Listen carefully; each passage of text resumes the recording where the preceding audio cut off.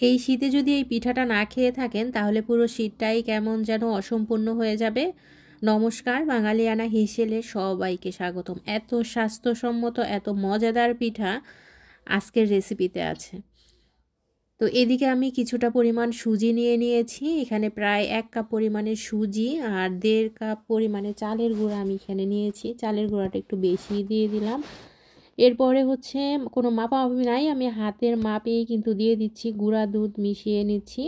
এখানে আপনারা যে কোনো গুঁড়া দুধ ব্যবহার করবেন, আর যদি না থাকে তাহলে লিকুইড দুধটা ব্যবহার করবেন। যেহেতু ঘরে ডায়াবেটিসের রুগী, এই জন্য হচ্ছে দিয়ে দিচ্ছি সুগার ফ্রি 0 ক্যাল।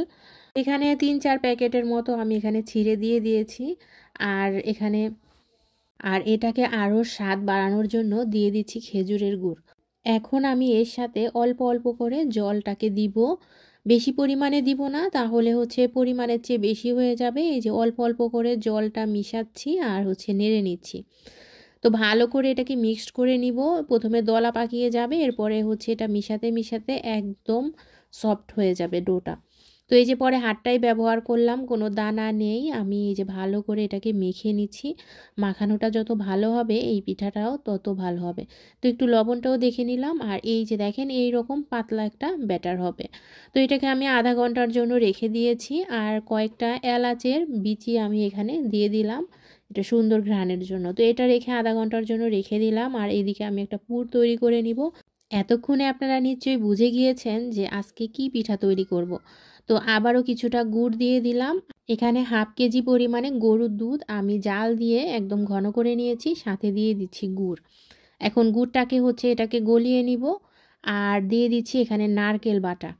এটাকে ভালো করে জাল দিয়ে নিচ্ছি। আর এখানে আমি একটা জিনিস ব্যবহার করেছি, সেটা হচ্ছে একটুখানি সাবুদানা।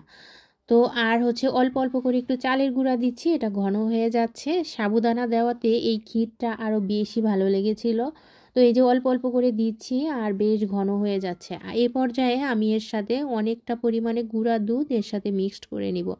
আমি আগেও গুঁড়া দুধ মিক্সড করেছি, সেটা ভিডিও করা হয়নি, আবারও দিয়ে দিলাম একটুখানি। তো এই যে দেখেন পুরটা সম্পূর্ণ রেডি। এখন একটা প্যান নিয়ে নিলাম, এর মধ্যে দিয়ে দিচ্ছি একটুখানি তেল। শুকনো কাপড় দিয়ে তেলটা ভালো করে মুছে নিয়েছি। এরপরে ওই যে ব্যাটারটা তৈরি করে নিয়েছিলাম সেটা দিয়ে এখন এই যে একটা রুটির মতো গোল শেপ করে নিব। এরপরে একটু সিদ্ধ হয়ে গেলেই আমি এই যে পুরটাকে এরপরে লম্বা করে দিয়ে দিব। আর এই তো এটা হয়ে গেলে আমি একটা চামচ নিয়েছিলাম প্রথমে, এরপরে দেখি চামচ দিয়ে হচ্ছে না, এরপরে নিয়ে নিলাম খুন্তি। এবার হচ্ছে সেই পিঠা তৈরি হয়ে গেল পাটিসাপটা। দেখেন প্রথমে একটু জালটা বেশি ছিল, তার জন্য একটু লালচে হয়ে গিয়েছে। এরপরের পিঠাগুলো এত একটার থেকে আরেকটা বেশি ভালো হয়েছে। সবগুলো পিঠাই কিন্তু খুব সুন্দর হয়েছে। আমি সেমভাবে আবার পিঠা তৈরি করে নিচ্ছি। এত স্বাস্থ্যসম্মত আর এত সহজভাবে এই পিঠাটা তৈরি করে নেওয়া যায়।